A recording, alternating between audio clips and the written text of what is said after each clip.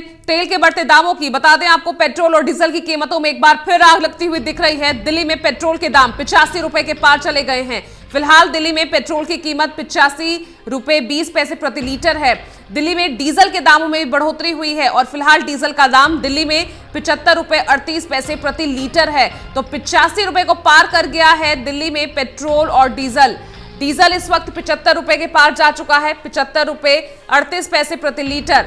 देखा जाए तो पिछले दिनों जिस तरह जो एक रुकावट बनी हुई थी, एक ही दाम पर जो है पेट्रोल और डीजल बने हुए थे, कोई बढ़ोतरी पिछले कई दिनों से नहीं हुई थी, लेकिन अब अचानक से उसमें एक बार फिर से कहा जा सकता है कि पेट्रोल और डीजल के दामों में अब आग एक बार फिर से लगनी शुरू हो गई है। दामों में काफी बढ़ोतरी, 85 रुपए के पार पेट्रोल की कीमत जा चुकी है और डीजल के दाम 75 रुपए को पार कर चुके हैं।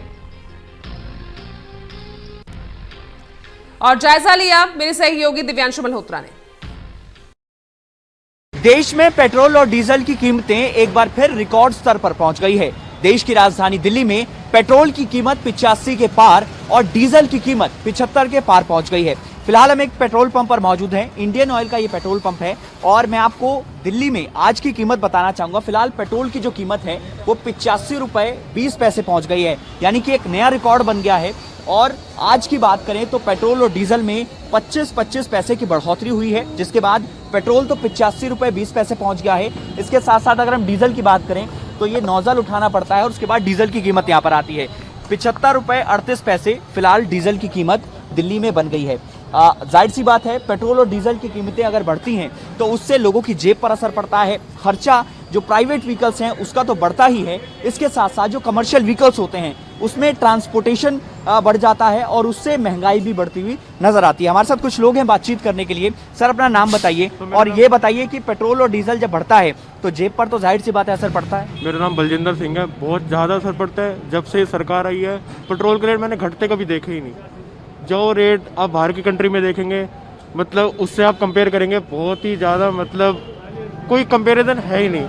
कहाँ आपका रोड पेट्रोल पहले आकर 60 रुपये 55 रुपये 70, आज ये मुझे लगता है बम्बई जैसे शहर में 90 रुपये है।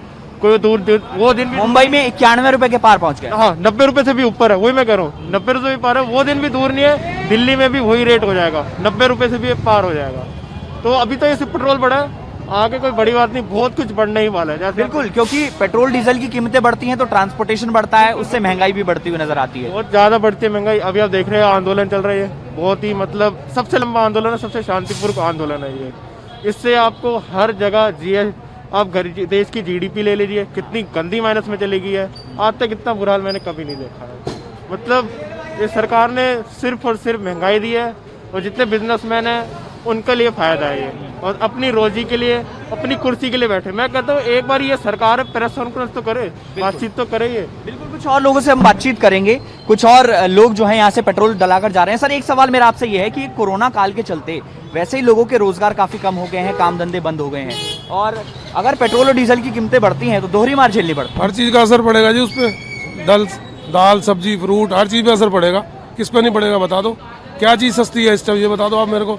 कॉपर से लेके हर चीज, गेहूं है, कोई चीज है कोई ऐसी सस्ती है आज की डेट में, बता दो। असर तो पूरा पड़ेगा जी।